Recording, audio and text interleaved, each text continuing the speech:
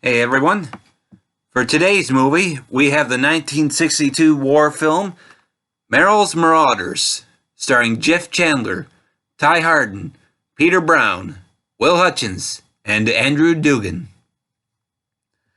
Now, in the jungles of Burma during World War II, a group of Allied forces under the command of Brigadier General Frank Merrill, Jeff Chandler, prepare for an assault on the Japanese-held village of Wallaboom.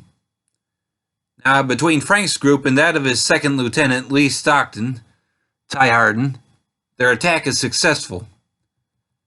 All the men, including Frank, are hopeful that their victory means that they can go home. But General Joseph W. Stilwell, John Hoyt, arrives.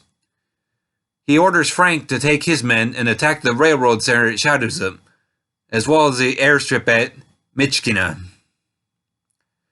Reluctantly, Frank orders his men to keep moving toward Shadowzip as they travel through swamps and rivers to get there. Along the way, the men have to deal with leeches, illness, and hunger.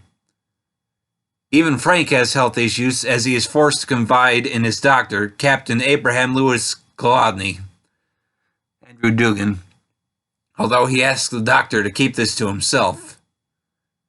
The men manage to beat the Japanese at Shadowzip, but they lose quite a few men and are completely exhausted afterwards.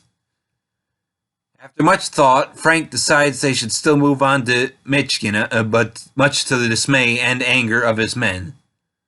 But can they make it there, exhausted as they are, and still beat the enemy?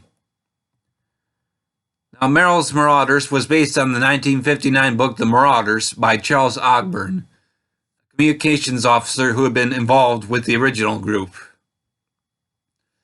Director Sam Fuller had been trying to make a push for Warner Brothers to produce his own autobiographical film, The Big Red One, and he went along with Warner's choice to do this film as it was considered to be a dry run for his own film. Fuller had wanted Gary Cooper for the lead role, and Gary did accept it at first, but he was diagnosed with the cancer that would kill him, so he had to turn it down.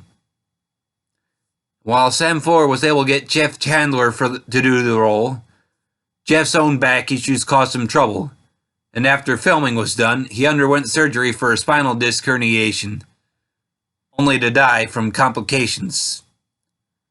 Now, the movie ended up being a hit, but Sam Fuller was less than thrilled with the studio-mandated replacements of different scenes with footage done by another director, resulting in his film, The Big Red One, being delayed for almost 20 years. Personally, I enjoyed this movie very much. I had fun seeing TV actors Will Hutchins, whom I mainly know from the Warner TV western Sugarfoot, and Ty Hardin, best known from the Warner TV western Bronco, in this movie, along with a few other familiar faces. Now, a lot of the movie's charm is its emphasis on the characters. Well, some of the leaders more so than some of the minor characters, and not as much on the battle scenes, although I do think they were well done too. You certainly get the feel for the men here, especially when we see how all the fighting and traveling just wears them down, yet they have to keep pushing on. Now, admittedly, for those who prefer more modern films with all the blood and gore, you won't find that here, which quite frankly suits me just fine, as I prefer movies without it.